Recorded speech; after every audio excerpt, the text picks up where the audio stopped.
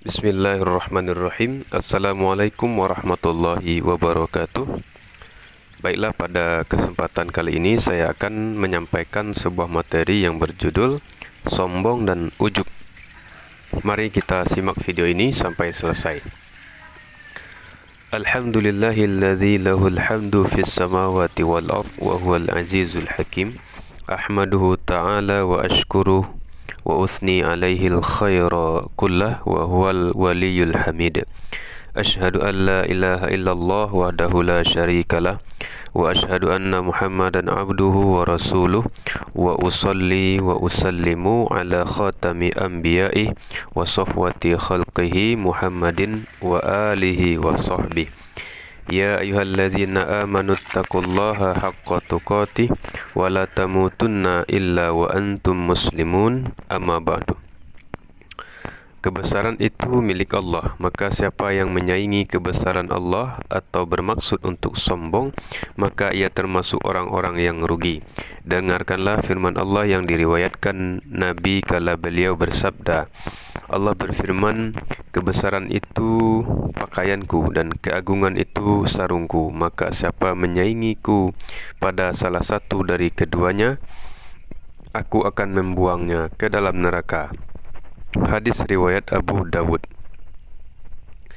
Di dalam Al-Quran Allah berfirman, Tilkad darul akhiratu naj'aluha lilladzina la yuriduna uluwam fil ardi wala fasada wal aqibatu lil muttaqin. Negeri akhirat itu kami jadikan bagi orang-orang yang tidak menyombongkan diri dan tidak berbuat kerusakan di muka bumi, dan kesudahan yang baik itu bagi orang-orang yang bertakwa. Al-Qasas 83. Allah menjadikan kebahagiaan negeri akhirat untuk orang-orang yang tidak menyombongkan diri dan tidak melakukan keburukan ataupun kerusakan di bumi. Di antara bentuk nyata sifat sombong dan ujub yang termasuk salah satu akhlak paling buruk adalah angkuh dan bangga. Allah mengharamkan hal itu melalui firman-Nya, "Wala tamshi fil ardi marha, innaka lan tahriqal arda wa lan tablughal jibala tula." Dan janganlah engkau berjalan di bumi ini dengan sombong, karena sesungguhnya engkau tidak akan dapat menembus bumi dan tidak akan mampu menjulang setinggi gunung. Quran Al-Isra ayat 37. Luqman Al-Hakim berkata seraya mendidik, menyucikan jiwa dan menuntun anaknya, wala tusa'ir khaddaka linnasi wala tamshi fil ardi marha, innallaha la yuhibbu kulla mukhtalin fakhur. Dan janganlah kamu memalingkan wajah dari manusia karena sombong, dan janganlah berjalan di bumi dengan angkuh. Sungguh Allah tidak menyukai orang-orang yang sombong dan membanggakan diri. Luqman 18. Luqman mengingatkan anaknya dari sifat sombong, angkuh dan ujub, karena keangkuhan pasti disebabkan adanya rasa kagum terhadap diri sendiri. Siapa merasa kagum terhadap diri sendiri, pasti ia merasa angkuh dan sombong.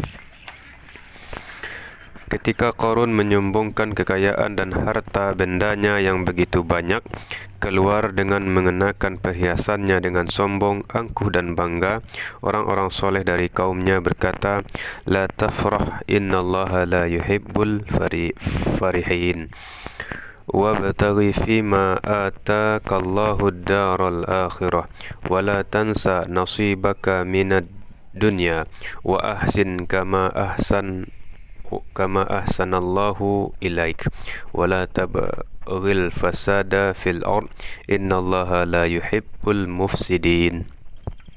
Janganlah engkau terlalu bangga, sungguh Allah tidak menyukai orang yang membanggakan diri, dan carilah pahala negeri akhirat dengan apa yang telah dianugerahkan Allah kepadamu. Tetapi janganlah kamu lupakan bagianmu di dunia dan berbuat baiklah kepada orang lain sebagaimana Allah telah berbuat baik kepadamu, dan janganlah kamu berbuat kerusakan di muka bumi. Sungguh Allah tidak menyukai orang yang berbuat kerusakan. Al-Qasas 76-77. Di antara faktor pemicu sifat sombong di dalam jiwa adalah harta dan kekuasaan. Maka dari itu, siapapun yang punya akal sehat harus mewaspadai fitnah harta dan kekuasaan. Karena fitnah harta mendorong seseorang merasa terhormat yang pada akhirnya menimbulkan kesombongan. Seperti itu juga pekerjaan tinggi, meski hanya berupa security istana ataupun supir pribadi seorang penguasa.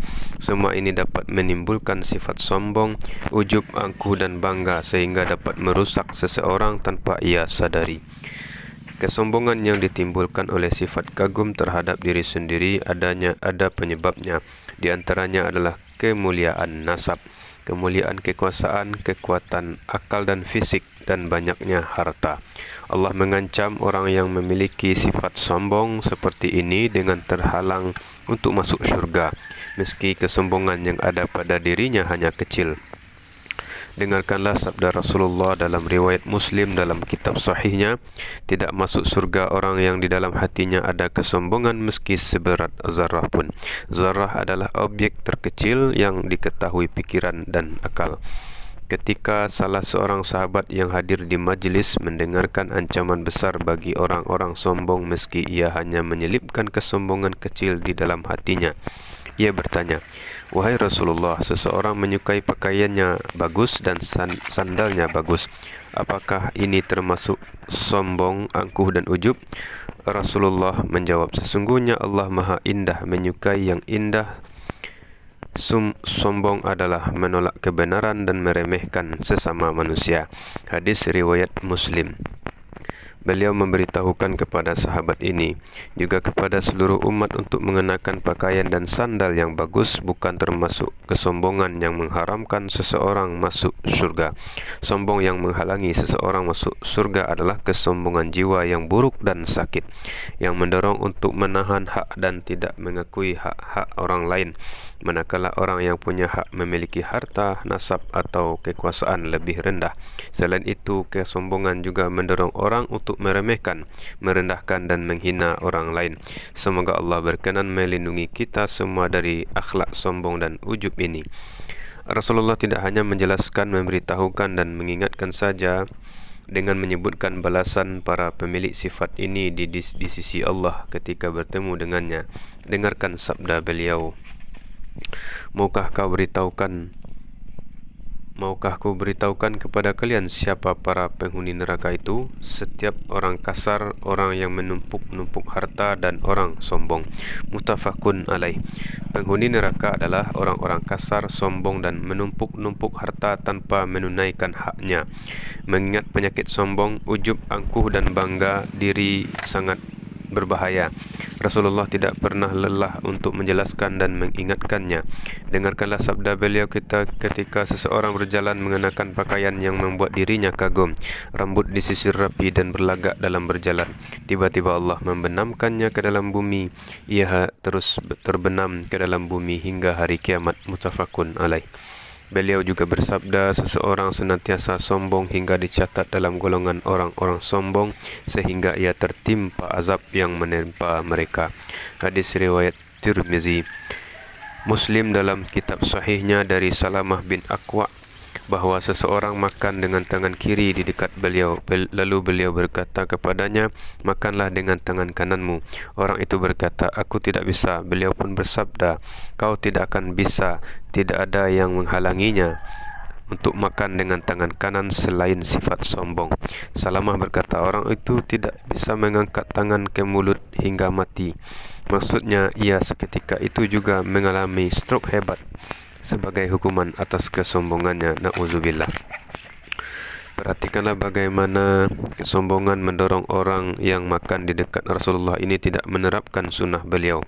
Apakah di antara kita tidak takut mendapat hukuman serupa manakala dengan sengaja meninggalkan sunnah Rasulullah dalam kehidupan, seperti memotong celana agar tidak sampai ke kedua mata kaki, membiarkan jenggot dan tidak mencukurnya, mendahulukan kaki kanan terlebih dahulu saat melepas maupun mengenakan sandal, masuk masjid dengan kaki kanan terlebih dahulu dan mengakhirkan kaki kanan saat keluar masjid, terlebih mendahulukan undang-undang buatan manusia dan meninggalkan undang-undang Rabb manusia serta sunnah pemimpin manusia, padahal Allah berfirman dan firman-Nya benar adanya. Jika kamu taat kepadanya, niscaya kamu mendapat petunjuk. An-Nur 54. Konsekuensinya, jika kalian tidak taat kepadanya, kalian tersesat. Realita menjadi bukti nyata, umat Islam tersesat sejak durhaka kepada Rasul mereka. Barakallahu li wa lakum fil Qur'anil azim wa nafa'ani wa iyyakum bima fihi minal ayati wa zikril hakim. Aqulu qawli hadza wa astaghfirullah li wa lakum wa lisairil muslimin wa huwal ghafurur rahim. Alhamdulillahil wajibi ta'ati wal mustahaqi lil ibadati duna siwahu rabbil alamin wa ilahil awwalina wal akhirina man lahul kibriya'u fis samawati wal ardi wa huwal azizul hakim. Wassalatu wassalamu alal mab'usi rahmatan lil alamin wa ala alihi wa sahabatihi ajmain. Amma ba'du. Sombong disebabkan sifat ujub. Karena siapa merasa kagum terhadap ilmu, harta, jabatan, nasab, keelokan rupa atau kekuatan yang ia miliki, ia pasti merasa sombong. Dan ketika sudah merasa sombong, ia pasti berlaku semena-mena, bangga dan angkuh. Untuk mengobati penyakit berbahaya ini, juga untuk mencegah sebelum terjadi, seseorang harus tahu bahawa nikmat yang ia miliki semata berasal dari Allah. Allah lah yang memberi nikmat itu. Allah berfirman, dan segala nikmat yang ada padamu datangnya dari Allah. An-Nahl 53. Dan syukur nikmat wajib untuk mempertahankan dan menambah nikmat. Ketika seseorang mengingat obat ini baik di hati maupun dengan ucapan lisan, ia pasti merasa malu untuk bersikap tinggi hati terhadap sesama hamba Allah yang diberi Allah nikmat yang sama karena suatu hikmah. Allah Maha Mengetahui, Maha Bijaksana. Dengan demikian senantiasa mengingat nikmat Allah dan tidak melupakannya, juga mengingat siapa yang telah memberikan semua nikmat itu, bersyukur kepadanya atas nikmat yang ia berikan. Inilah cara pencegahan agar tidak terjatuh dalam kesombongan yang merupakan kesalahan terbesar dan paling buruk. Sementara obat baru digunakan manakala tidak ada pencegahan kerana yang bersangkutan mengabaikannya, juga tidak menjaganya sehingga langkah pencegahan tersebut hilang. Obat untuk menghilangkan penyakit ujub dan sombong secara bersamaan adalah seseorang mengingat siapa dirinya dan dari apa asalnya. Ia berasal dari nutfah kotor. Ia sendiri membawa kotoran di dalam perutnya dan setelah mati akan berubah menjadi bangkai yang kotor. Ketika ia mengingat hal ini dan tidak melupakannya, ia tidak akan merasa kagum pada sesuatu pun yang ia miliki dan tidak bersikap tinggi hati pada Sang Pencipta hingga tidak mau beribadah kepadanya, tidak sombong terhadap Rasulnya hingga tidak patuh padanya, juga tidak sombong terhadap sesama hamba Allah sehingga merendahkan ataupun menghina mereka. Dan siapa yang mengidap penyakit lalai, dengarkanlah dialog berikut ini. Dengan izin Allah, kelalaiannya akan sirna. Muslim meriwayatkan dalam kitab sahihnya dari Abu Sa'id Al-Khudri bahawa Rasulullah bersabda, surga dan neraka berdebat. Lalu neraka berkata, aku dimasuki orang-orang lalim dan sombong. Surga berkata, aku dimasuki orang-orang lemah dan miskin. Allah kemudian memutuskan di antara keduanya, engkau surga adalah rahmatku, denganmu aku merahmati siapapun yang aku kehendaki, dan engkau neraka adalah siksaku, denganmu aku menyiksa siapapun yang aku kehendaki, dan masing-masing dari kalian berdua akan dipenuhi. Bertobatlah kepada Allah, mohonlah ampunan kepadanya, bersihkan hati dari penyakit sombong dan ujub dengan menggunakan pencegahan-pencegahan seperti yang dijelaskan di atas. Panjatkan doa dan salawat serta salam untuk Nabi pembawa risalah cahaya dan hidayah kepada kita semua. Juga panjatkanlah kepada keluarganya, para sahabatnya dan siapapun yang mengikuti mereka dengan baik hingga hari pembalasan kelak. Allahumma salli wa sallim ala nabiyyika Muhammadin wa alihi wa sahbihi waghfir Allahumma lana wa li ikhwanina alladhina sabaquna bil iman wa waffiq imamana wa ulata umurina lima tuhibbu wa tarda innaka waliyyu dzalika wal qadiru alaih. Allahumma fil lil mu'minina wal mu'minat والمسلمين والمسلمات الأحياء منهم والأموات إنك سميع قريب مجيب الدعاء. اللهم إنا نسألك الهدى والتقى والعفاف والغنى.